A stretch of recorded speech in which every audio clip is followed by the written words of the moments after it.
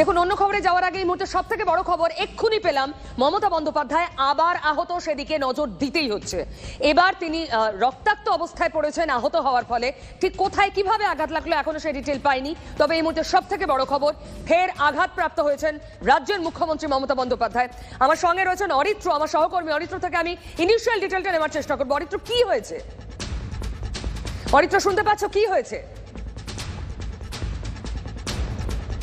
অরিত্র? শোনা যাচ্ছে, কি হয়েছে মমতা বন্দ্যোপাধ্যায়ের? দেখো, এখনো পর্যন্ত যেটা সর্বভারতীয় তৃণমূল কংগ্রেসের তরফ থেকে এক চ্যানেলে পোস্ট করে জানানো হয়েছে যে মাথায় তার মেজর ইনজুরি রয়েছে এবং রক্তাক্ত অবস্থায় তিনি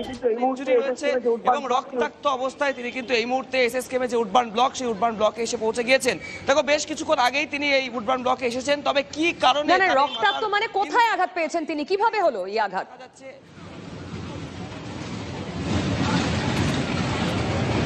দেখো, তৃণমূল কংগ্রেসের তরফ থেকে কিন্তু ছবি যেটি প্রকাশ্যে আনা হয়েছে, তার কপালে চোট লেগেছে এবং কপাল থেকে কিন্তু রক্ত বেরোচ্ছে।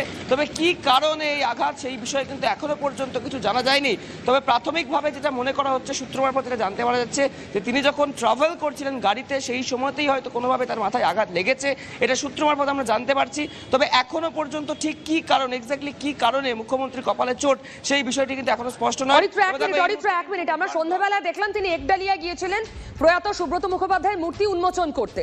তার থেকে ঘন্টা দুয়েক হয়তো হয়নি, তেমনি আমরা ধরে নিচ্ছি তিনি শহরের মধ্যেই ছিলেন, তিনি কলকাতায় ছিলেন। এবার তার গাড়িতে আমরা আগেও দেখেছি তিনি মাথায় চোট পেয়েছিলেন গাড়িতে।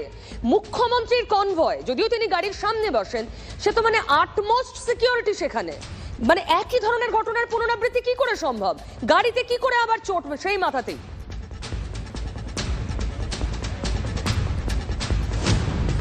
দেখো, একদমই তাই। বেশ কয়েক মাস আগে বর্ধমানের সভা থেকে ফেরার সময়তেও তার এই মাথায় চোট লাগার একটা ঘটনা ঘটেছিল। তার কনভয়ের মধ্যে একটি গাড়ি প্রবেশ করে গিয়েছিল বলে জানা যায়। কিন্তু আজকে ঠিক কিভাবে তার মাথায় চোট লাগলো, সেই বিষয়টি কিন্তু এখনো খোলসা করে বলা হচ্ছে না, বা যে কি কারণে তার মাথায় রক্তাক্ত অবস্থায় তাকে নিয়ে আসা হলো, সেই বিষয়টি কিন্তু এখনো স্পষ্ট নয়। তবে তুমি যেটা বলছিলে যে সিকিউরিটি প্রোটোকল রয়েছে, সেই সিকিউরিটি প্রোটোকল থেকেই কোনো দুর্ঘটনা ঘটেছে কিনা, বা সিকিউরিটি কোনো রকম কোথাও কোনো গাফিলতি রয়েছে কিনা, সেই বিষয়গুলি কিন্তু ইতিমধ্যেই প্রশাসনের তরফ থেকে দেখা হচ্ছে। এবং তোমাকে বলতে বলতে জানিয়ে রাখি, ইতিমধ্যেই কিন্তু উডবার্ন ব্লকে রাজ্য পুলিশের শীর্ষকর্তা ডিজি রাজীব কুমার সহ কলকাতা পুলিশের পুলিশ কমিশনার এবং স্থানীয় যারা শীর্ষ আধিকারিক রয়েছেন পুলিশের, তারা কিন্তু ইতিমধ্যে এসে উপস্থিত হয়েছেন। এছাড়াও রাজ্য সরকারের তরফে প্রতিনিধিরা তারাও আসতে শুরু করেছেন। অরিত্র, আমি আরেকটু ডিটেইলে জানার চেষ্টা করব, যদি তুমি কোনো খবর পেতে পারো। মাথায় রক্ত বেরিয়েছে তুমি বলছো, মাথা ফেটে গিয়েছে নাকি সামান্য আঘাত পেয়েছেন?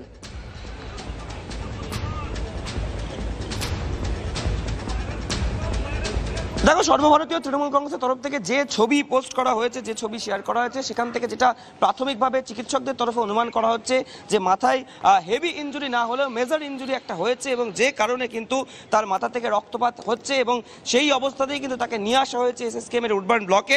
এবং পরবর্তী ক্ষেত্রে চিকিৎসকেরা তাকে পরীক্ষা করে দেখছেন, এবং যতটা সময় যাবে, আরও কিছুক্ষণ পরে হয়তো বিষয়টা স্পষ্ট হয়ে যাবে যে কিভাবে তার মাথায় এভাবে আঘাত লাগলো, কি থেকে এই রক্তপাত হলো, এই সমস্ত বিষয়গুলি। পিউ,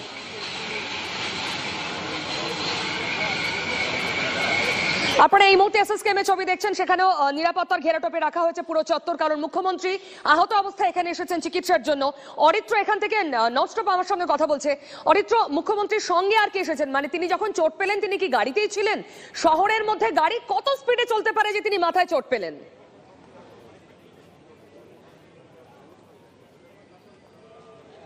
দেখো, একদমই এখনো পর্যন্ত যেটা আমরা জানতে পারছি, যে সংবাদ মাধ্যম, অর্থাৎ সংবাদ মাধ্যম পৌঁছানোর আগে